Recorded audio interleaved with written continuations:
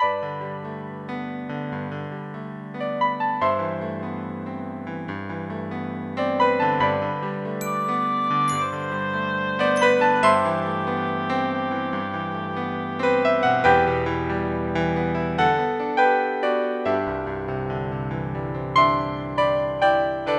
shelters euthanize the majority of the dogs there, and in LA County there's 24 shelters.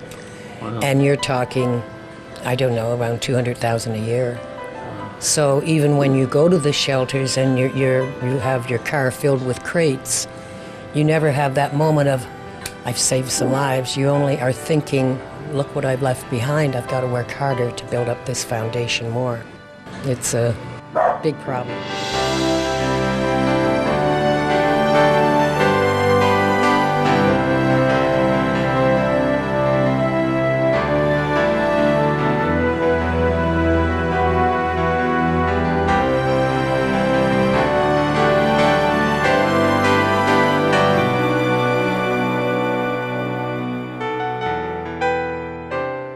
Hello, considerate viewers, and welcome to Animal World, our co-inhabitants. On today's program, we visit with Gillian Lange, who began rescuing animals in 1974 and is the founder of the Lange Foundation, which operates a no-kill animal shelter and 2-hectare sanctuary in California, USA. In recognition of her exemplary work on behalf of abandoned and neglected animals, the City of Los Angeles honored Ms. Lange with the St. Francis of Assisi Award in 1980.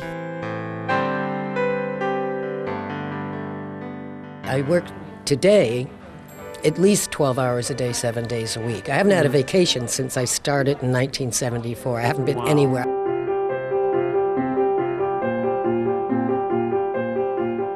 Established in 1993, the Lange Foundation takes companion animals from public shelters in Los Angeles County and helps them find forever loving homes. Unlike typical pounds and shelters, which euthanize animals if they have not been adopted after a set period, residents of the Lange Foundation's facilities can stay for life. Since its inception, the foundation has rescued and rehomed over 20,000 cats and dogs who otherwise would have been euthanized. The Foundation's two facilities are the Halfway Home Kennel, an immaculate, well-run shelter in West Los Angeles, housing up to 200 animals at a time, and St. Bonnie's Sanctuary, a state-of-the-art kennel and refuge in Canyon Country, which is located north of Los Angeles. Those wishing to adopt an animal friend from either site are carefully screened to ensure animals only go to suitable homes. When you rescue a dog or a cat from an animal shelter, his future or her future is totally in your hands, and I think that is an awesome responsibility. So you have to be very, very careful who adopts them. It's a huge responsibility to know that the rest of that animal's life is totally dependent on who you choose to be the caregiver. I would say 80% of our adoptions are people that see our pets on our website, and 10% are repeat adoptions, people, because after this many years, I'm now placing people's third and fourth dog, or I'm placing dogs and cats with children of former adopters. We do have a big following and a lot of repeat adoptions. Right. But they contact us via email, or they will call, and then they come here, or they go to our sanctuary in Canyon Country, and we watch how they interact with the dog. We go over their application, and I would say 50% of the applications are approved, and then we schedule a home check. And it's not that invasive, but we're very concerned about it locks on gates, what kind of dog lives next door, is there a pool, is the pool fenced, the balcony, could the dog jump over, could it get through the slats? And so we do a pretty good home check for any dog we place. If the foundation is not able to place an animal in a permanent home, they are allowed to live at the sanctuary for the rest of their life. Now let's take a tour of the friendly Halfway Home Kennel. You can see we're using every available inch of space for our animals here. We have about 120 cats here now, and most of them are cage-free. And we took all this space in the waiting room to make one of our cage-free areas, and people are able to walk in there and interact with the cats. And they can go out that window, and they have a fully enclosed outdoor area out there with a roof. So it's a little chilly for them today, I think, to be out there. So generally there's volunteers in all these little rooms playing with the cats. But as you walk through, you'll see the cats are mainly cage-free, except for some new arrivals.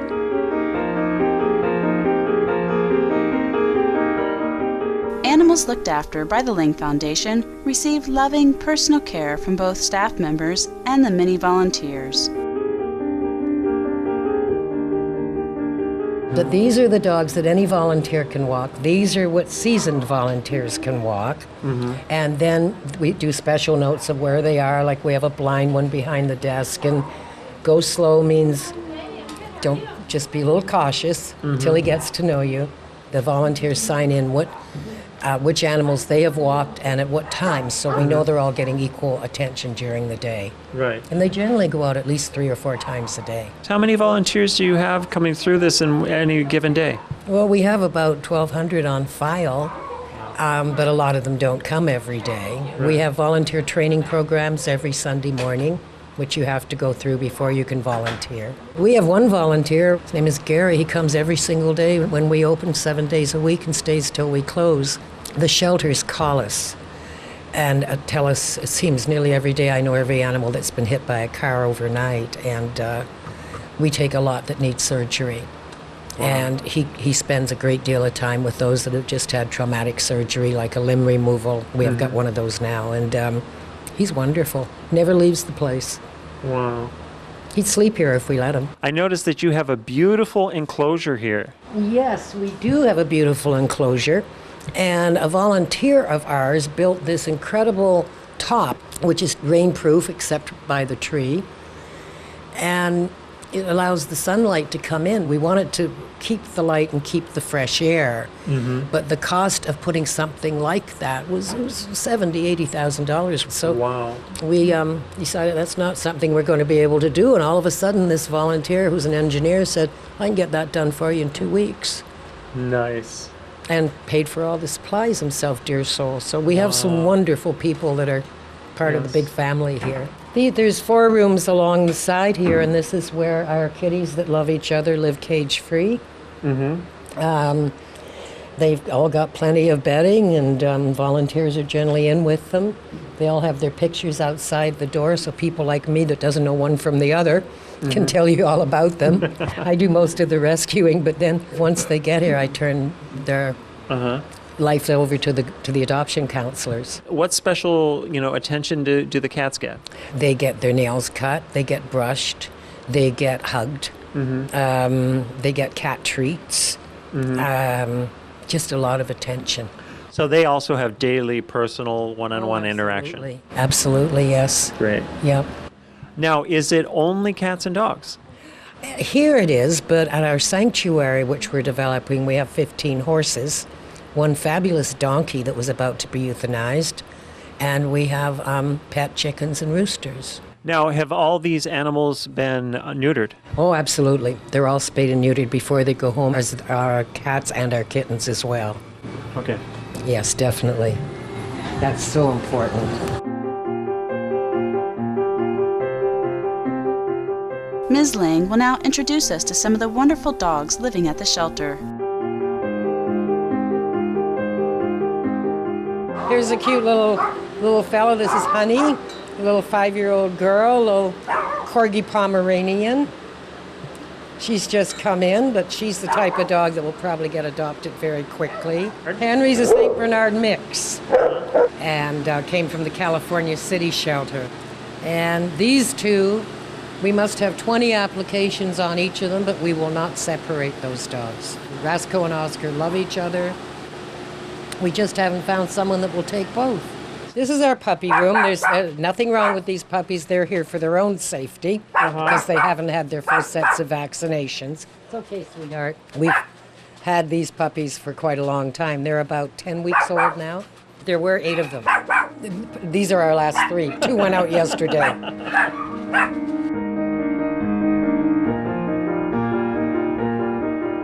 We now meet Christy Kane, a dedicated Lange Foundation volunteer. Who's your friend here? Bentley. And Christy, you are one of the volunteers who comes here to the Lange Foundation to walk the animals, correct? This is correct. I've been doing it for 8 months, and I come pretty much every Saturday and Sunday and spend 4 to 5 hours walking the dogs or doing whatever else they need done here. So is Bentley here one of your favorites? He is indeed one of my favorites, and the great news is that he's been adopted and will be going home with his new family on February 20th. That's wonderful. So you're going to miss Bentley? I'm going to miss him a lot. I actually even named him. He came over, and usually they come with names, and he didn't have a name. So there's a street a block away, and I said I'm going to name him Bentley. So yes, I will miss him, but I am bittersweet. Thrilled that he's going. I've met the people. Amazing mom and son and husband. Great family. They will love him, and I have lots of other dogs here to love and play with.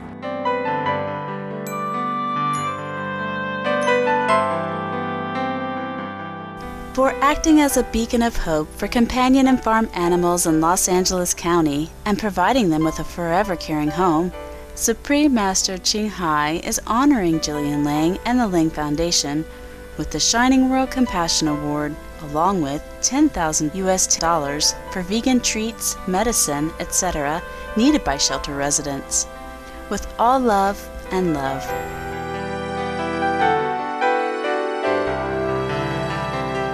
May heaven bless tender-hearted Gillian Lange and the Lange Foundation's loving staff and many kind volunteers for saving the lives of thousands of innocent animals.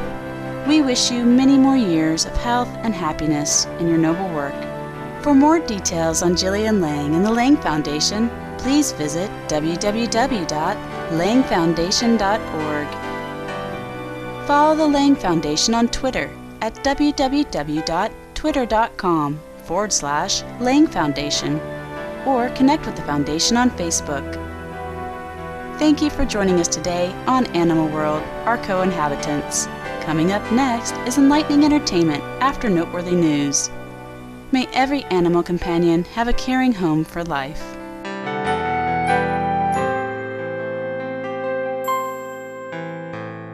For more details, please visit www.suprememastertv.com/AW.